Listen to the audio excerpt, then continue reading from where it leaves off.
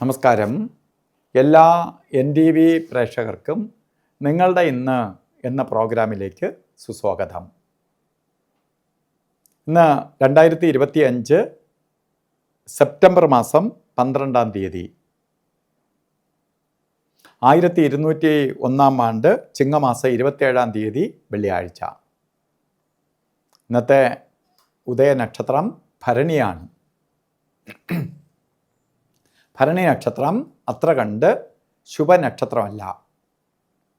ദിവസം കൊള്ളാം, വെള്ളിയാഴ്ചയാണ്, ശുക്രൻ്റെ ദിവസമാണ്. പക്ഷേ ഇന്നത്തെ നക്ഷത്രം അത്ര നല്ലതല്ല. അതുകൊണ്ട് ശുഭകാര്യങ്ങൾക്ക് അത്ര നല്ല ദിവസമല്ല. പക്ഷേ ചിങ്ങമാസത്തിലെ ഭരണി നക്ഷത്രം ബർത്ത്ഡേ ആയിട്ട് വന്നിട്ടുള്ളവർക്ക് നിങ്ങൾക്കൊരു വർഷത്തെ ഫലത്തെ ചിന്തിക്കുമ്പോൾ വളരെ ഭാഗ്യദായകമായ ഒരു വർഷമാണ്. സാമ്പത്തിക പുരോഗതി ഉണ്ടാവും. വിവാഹം നടക്കാത്തവർക്ക് വിവാഹം നടക്കും. അതുപോലെ ദാമ്പത്യ ജീവിതത്തിൽ എന്തെങ്കിലും പ്രശ്നങ്ങളാൽ നിൽക്കുന്നവർക്ക് അത് പരിഹരിക്കപ്പെടും. അതുപോലെയുള്ള ശുഭഫലങ്ങൾ കുടുംബത്തിനകത്ത് വരാൻ സഹായകരമായി തീരും. അതുപോലെ ഇന്നും ഓരോ കാര്യത്തിന് ഇറങ്ങുമ്പോൾ നിങ്ങൾ രാഹുകാല സമയം നോക്കി യാത്ര തിരിക്കണം. 10:30 മണി മുതൽ 12 മണി വരെയാണ് രാഹുകാലം എന്ന് രേഖപ്പെടുത്തിയിട്ടുണ്ടെങ്കിലും രാഹുകാല സമയം വരുന്നത് ശരിക്ക് 10:50 തൊട്ടേ ആരംഭിക്കുകയുള്ളൂ. 12 മണി 21 വരെ രാഹുകാല സമയമുണ്ട്. ഈ സമയം ശുഭയാത്രയ്ക്ക് എടുക്കരുത്. പ്രത്യേകിച്ച് യാത്രയ്ക്ക് മാത്രമേ രാഹുകാലം ബാധകമുള്ളൂ.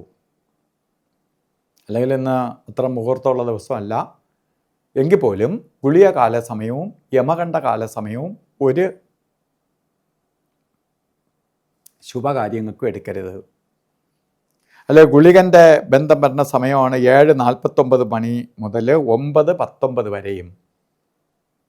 അതുപോലെ യമകണ്ഠകാല സമയം വരുന്നത് 3:22 തൊട്ട് 4:53 വരെയും.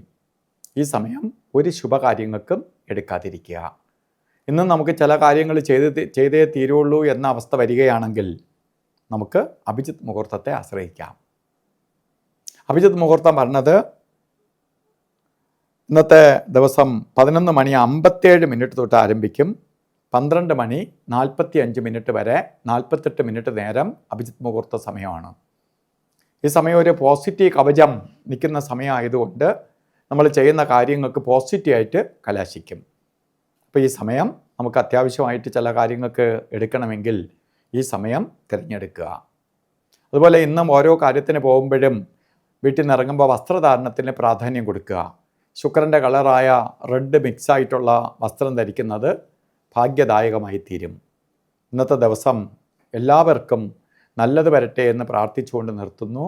നന്ദി, നമസ്കാരം.